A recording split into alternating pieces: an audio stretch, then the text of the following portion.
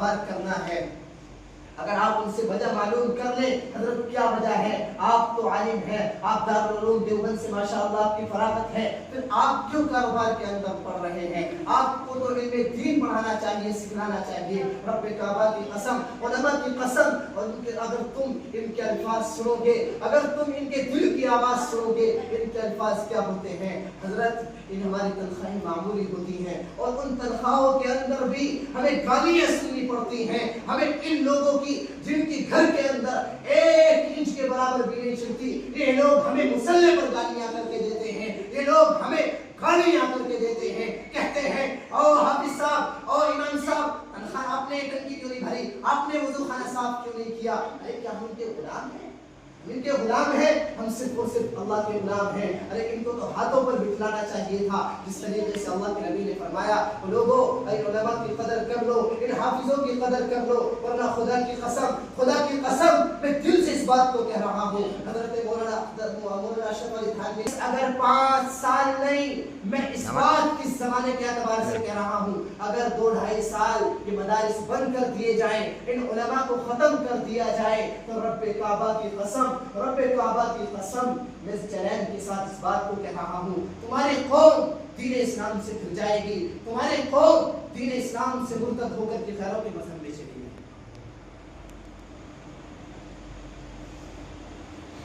حضرت اقدس مولانا اشرف علی تھانوی نور اللہ مرقدہ کے الفاظ ہیں، خدا کی قسم اگر 1-1.5 سال کے اندر اگر مدارس بند کر دیے جائیں، ان علماء کو ختم کر دیا جائے، رب کعبہ کی قسم تمہاری نسلیں، تمہارے یہ نومولود بچے خدا کی قسم گھروں کے مذہب کے اندر چلے جائیں گے. میں آپ کو واقعات سنانے نہیں چاہ رہا، ابھی بلند شہر کا واقعہ ہے حضرت. اگر آپ جا کر کے دیکھیں گے وہاں پر کوئی مدرسہ نہیں، کوئی دینی ادارہ نہیں. اگر آپ وہاں جا کر کے حالت دیکھیں گے وہاں کی حضرت، وہاں کے لوگوں نے دین اسلام کو چھوڑ کر، ان مسجدوں کو چھوڑ کر غیر اللہ کے سامنے جا کر کے شرک کرنا شروع کر دیا ہے. یہ کس کی وجہ سے ہوا ہے؟ یہ کس کی وجہ سے ہوا ہے؟ یہ میرے اور آپ کی وجہ سے ہوا ہے. آج میں نے اور آپ نے ان علماء کی قدر کرنا چھوڑ دیا ہے. آج میں نے اور آپ نے یہ سمجھ لیا ہے یہ ہمارے غلام ہیں، 8-9 ہزار روپے کے ہمارے اوپر پڑے رہیں گے. خدا کی قسم ہم تو یہ عالم تو یہ حفاظ تو کوئی کال بیچے گا، کوئی پھل بیچ لے گا روڈ پر کھڑے ہو کر کے، کوئی کچھ بیچے گا، یہ تو اپنے انتظام کر لیں گے روزی کا، ہمارا تو کچھ نہیں ہوگا. لیکن خدا کی قسم تم اپنے ان نومولود بچوں کی، اپنے ان نسلوں کی جن کے بارے میں تمہارا گمان ہے، اگر تم نے ان بچوں کو سیدھے راستے پر لا دیا تو اللہ کے نبی نے فرمایا قیامت تم مر جاؤ گے، تمہاری ڈیڈ باڈی ختم ہو جائے گی، لیکن خدا کی قسم تمہارے قبر کے اندر، تمہیں قبر کے اندر ثواب ملتا رہے گا اگر تم نے اپنی ان اولادوں کو سدھار لیا.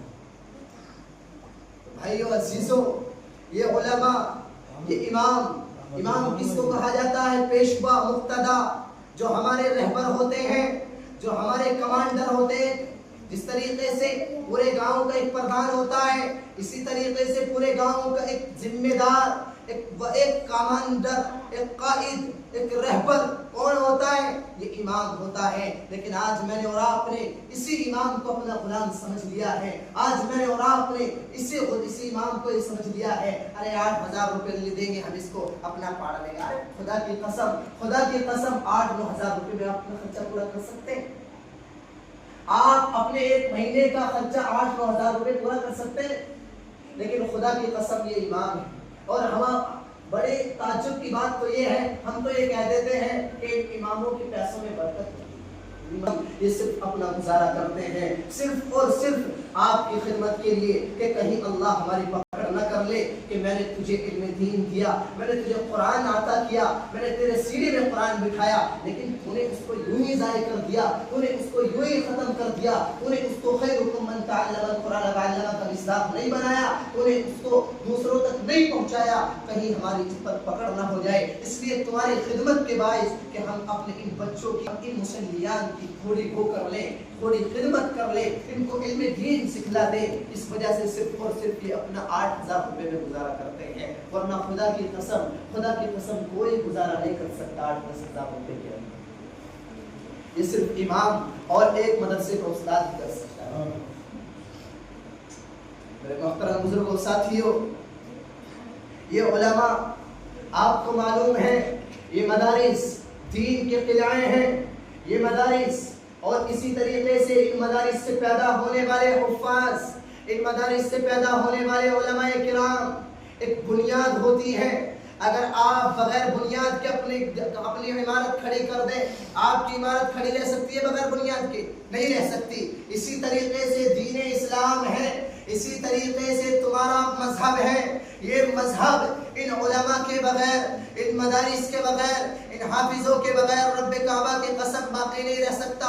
آپ کو معلوم ہے ہاں جس وقت ہندوستان کے اندر سن 1601 کے اندر انگریز آیا، اس وقت انگریز نے بڑی چالیں چلی، ہاں اس نے، لیکن انگریز کا جو بڑا قوم تھا، جو بڑا بادشاہ تھا، اس نے کیا کہا تھا؟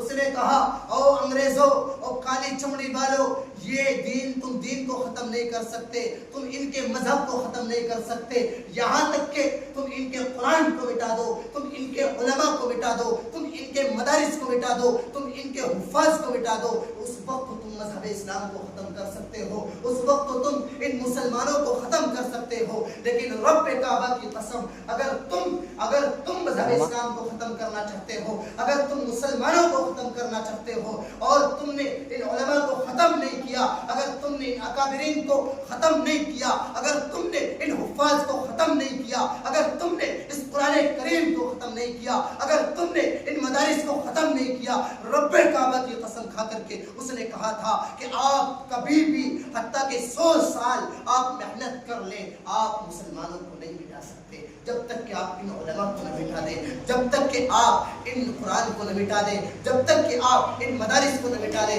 چنانچہ انہوں نے، انگریزوں نے 3 لاکھ قرآن کریم کے نسخے جلائے ہیں، 3 لاکھ، لیکن علماء نے کہہ دیا، حافظوں نے کہہ دیا، او کالی چمڑی والو، تم قرآن کے صفحے مٹا سکتے ہو، تم قرآن کے الفاظ مٹا سکتے ہو، ہاں تم قرآن کریم کے جو حروف ہوتے ہیں تم ان کو مٹا سکتے ہو، لیکن اس دل کا کیا کرو گے جس بچے کے ہر دل کے اندر قرآن کریم جمع ہوا ہے، اس دل کا کیا کرو گے؟